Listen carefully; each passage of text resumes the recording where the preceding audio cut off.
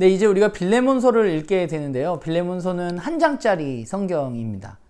빌레몬서는 바울의 다른 서신들과는 조금 다르게 굉장히 개인적인 내용을 담고 있는데, 그럼에도 불구하고 이 빌레몬서가 정경에 들어오게 된 이유는 그것이 아마 개인적인 이야기이지만 또 우리의 이야기이기도 하기 때문에 그렇지 않나 하는 생각을 해봅니다.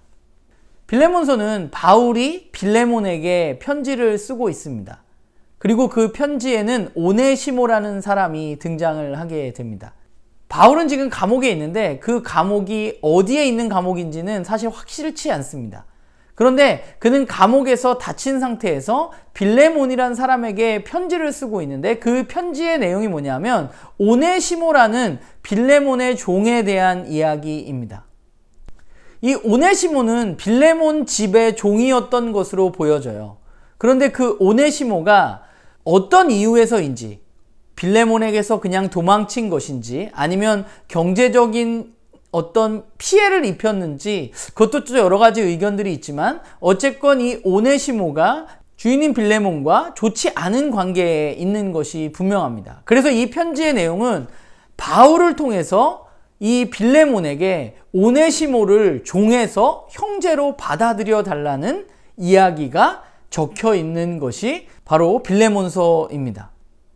그렇기 때문에 빌레몬서를 우리가 읽을 때 우리가 유의해야 볼 것은 이 세 사람에 대해서 좀 살펴봤으면 좋겠어요. 바울, 그리고 오네시모, 그리고 빌레몬입니다. 그들에게 어떤 일이 일어났고 바울은 뭐라고 권면하고 있고, 오늘 물론 빌레몬이 이 편지에 등장하진 않지만 이 편지를 받게 된 빌레몬은 어떤 마음이었을까라는 생각을 하게 되고, 당시의 세적인 상황 가운데 종과 주인이 존재하는 그런 시대 가운데 바울은 복음이라는 매개체로 이 문제를 어떻게 풀어가고 있는지에 대해서 우리가 좀 살펴보면 좋을 것 같아요. 빌레몬서가 끝난 후에 골로새서가 바로 나오는데, 많은 학자들이 이 빌레몬서와 골로새서가 연결되어지는 것으로 보고 있습니다. 연관성이 많은 것으로 보여져요. 왜냐하면 골로새서를 살펴보다 보면 오네시모에 대한 이야기가 기록되어져 있기 때문입니다.